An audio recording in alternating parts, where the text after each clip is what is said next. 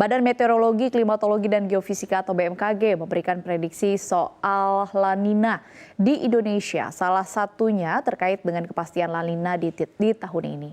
BMKG mengungkap hasil monitoring IOD telah melewati batas ambang IOD negatif alias di indeks minus 1,11. Sementara ENSO Dasarian 2 Oktober 2024 hasilnya netral.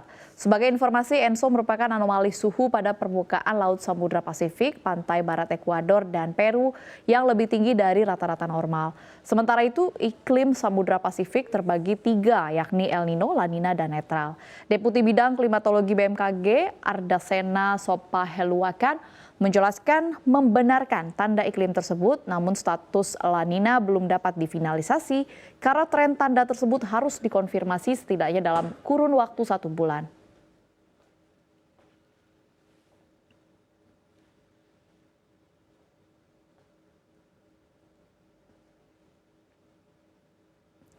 Kita ke informasi terpopuler selanjutnya, di mana Komisaris Utama PT Sri Rejeki Isman Tbk atau Sritex, Iwan S. Lukminto, akhirnya belak-belakan menyebut Permendak Nomor 8 Tahun 2024 tentang kebijakan dan pengaturan impor menjadi dalang semakin sengsaranya industri tekstil dalam negeri. Menurutnya pemerintah perlu mengevaluasi aturan ini. Ia mengungkap aturan tersebut bukan hanya menyengsarakan pengusaha, melainkan juga berdampak pada penutupan pabrik hingga PHK besar-besaran. Sementara itu, Menteri Perindustrian Agus Gumiwang Kartasasmita merespons keluhan yang disampaikan Iwan soal Permendak 8. Dia bilang apa yang dikeluhkan Sritex merupakan fakta kalau aturan ini memang merugikan industri tekstil Indonesia. Agus menambahkan, industri tekstil seperti Sritex bukan hanya permasalahan keuangan saja dan pasar ekspor yang tengah lesu, tetapi pentingnya proteksi pada pasar dalam negeri. Kalau itu secara nyata pasti ya, karena teman-teman kita juga kena banyak, teman-teman di tekstil ini di situ. Apakah strategi besarnya merupakan itu juga Pak, untuk supaya Permendak itu dicabut gitu? Saya rasa itu nanti adalah Pak Menteri yang akan menentukan itu mana yang baik untuk ini, karena kami bernaung di Kementerian Perindustrian, karena kami industri. Kami bernaung di sini. Tentunya untuk regulasi itu adalah sangat penting di saat-saat ini. Pemirsa, kita beralih ke informasi terkait dengan eskalasi perang di kawasan Timur Tengah, di mana konflik antara Israel dengan Iran semakin memanas.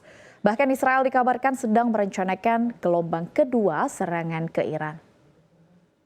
Israel dilaporkan akan kembali menyerang Iran. Ini merupakan gelombang kedua serangan setelah sebelumnya Israel menembakkan puluhan rudal ke negeri Paramoloh pada Sabtu 26 Oktober lalu. Israel menyebut serangan ini adalah balasan atas serbuan 200 rudal balistik Teheran ke Israel yang mengenai 2 pangkalan udara. Gelombang serangan ini diperkirakan akan lebih masif dan terkoordinasi, menargetkan fasilitas-fasilitas vital yang mendukung program senjata nuklir Iran. Melansir media Israel setempat mengungkap bahwa para menteri Israel telah mendapatkan pemberitahuan yang jelas terkait kapan gelombang kedua serangan terhadap Iran akan dilakukan.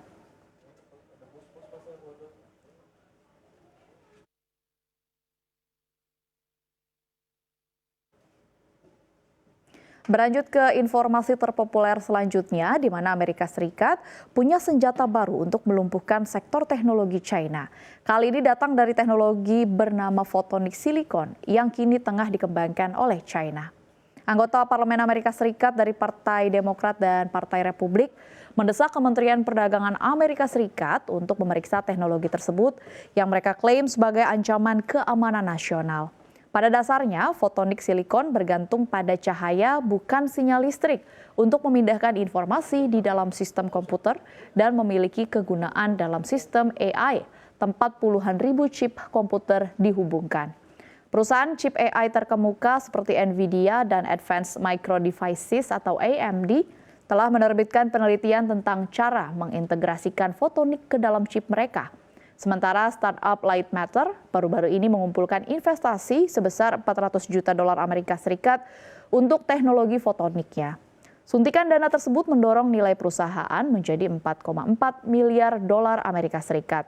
China sendiri sedang agresif mengejar teknologi tersebut. Dalam beberapa pekan terakhir di Provinsi Guangdong, serangkaian program pendanaan dibuat untuk membangun chip fotonik di China. Anggota khusus DPR Amerika Serikat untuk China meminta Departemen Perdagangan untuk memeriksa ancaman apa yang mungkin ditimbulkan oleh teknologi di bidang fotonik dan apakah aturan pengendalian ekspor harus diubah untuk melindungi keamanan Amerika Serikat.